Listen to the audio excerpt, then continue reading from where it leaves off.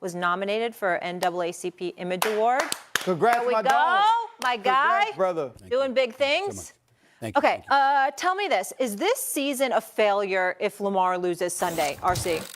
Yes, absolutely a failure. Lamar Jackson is now only judged by championships. And I think it's a failure for many reasons. One, it's a failure because he has the best team. And part of him being on the best team is that defense, is the run game, is Todd Monken that's been added. Also some of the pieces on the outside, but it's Lamar Jackson. Lamar Jackson is in the conversation with Patrick Mahomes for best player in the entire world. But what do the best players do to become great? They show up in the biggest moments. This is the biggest moment of Lamar Jackson's entire career. And let's be real, Lamar Jackson is playing for more than himself. And I know we've had the Doug Williams win Super Bowls, Patrick Mahomes, we've had the Russell Wilsons, but Lamar Jackson is different from all of them. Lamar Jackson has gone against the status quo, gone against the familiar since the moment he was drafted by not choosing an agent and staying with his mother, allowing her to be part of his representation by the hair he wears, by the way he talks, by the way he plays. This is bigger than Doug Williams. When John Harbaugh sat on the sideline next to Lamar Jackson during his first run as an MVP and said, do you know how many kids are going to go buy number 8 jerseys because of you? Because they look like you, because they talk like you, because they come from places that you came from, and he never switched up. He never became anything but Lamar Jackson. He never changed his style of play. He just improved on it. He never changed the way that he directed or he behaved in press conferences. He just improved on it. And he never changed the way that he led a locker room. He just improved on it. But it stayed authentically Lamar Jackson. And for that reason, when he wins or when he loses, the conversation is about so much bigger than just who he is as a player. So this is imperative that Lamar Jackson not only wins this game, but he wins the Super Bowl, because it's an entire culture on the back of that jersey, not just the name Jackson. It's imperative for several reasons. I'll piggyback off of everything you said first by the player part.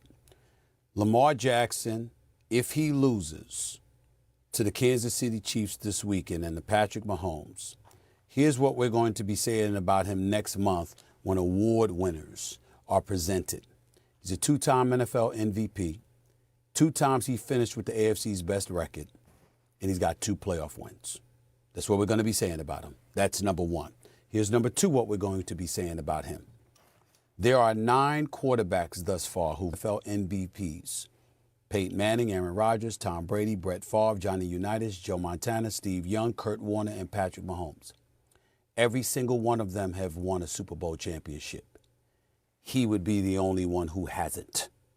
So when we look at it from that perspective, there is no question that if he does not win this Sunday, as the number 1 seed in the AFC, playing on clearly the best team and having the best record and home field advantage in the AFC playoffs, it is going to presumably be a failure.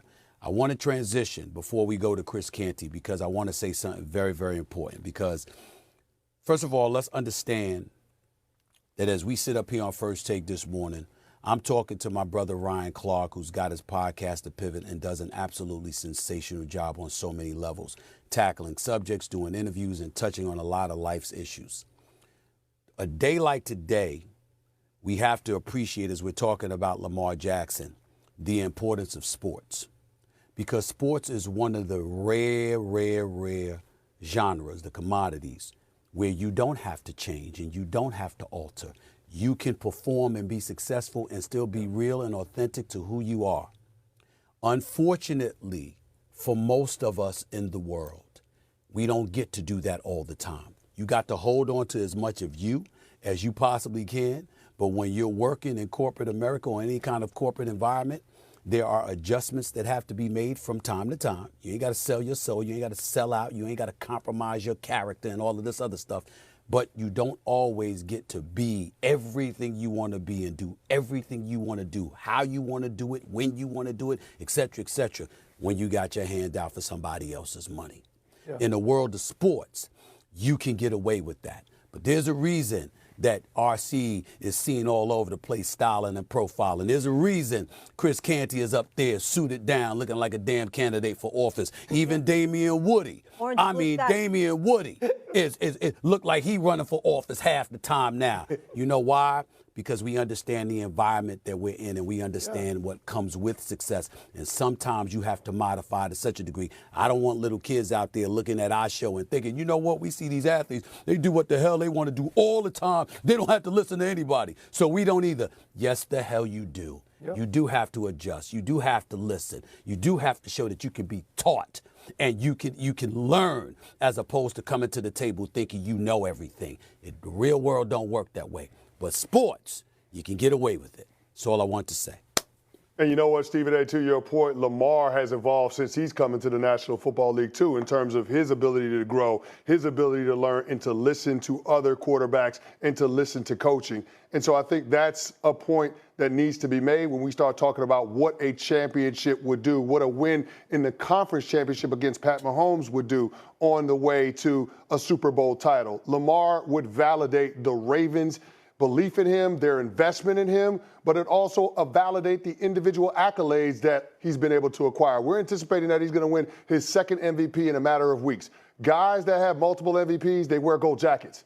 Mm-hmm. And so the conversation around Lamar Jackson would then shift, like you intimated, to this guy having a style that could accrue a lot of individual productivity, but not necessarily translate to team success.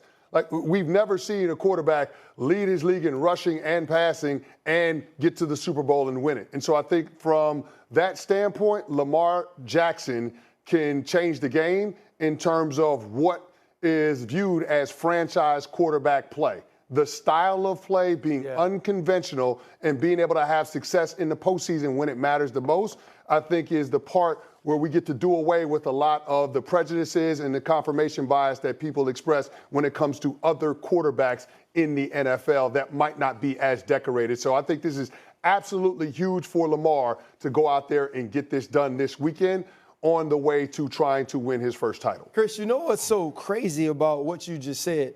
Led his team in rushing and passing.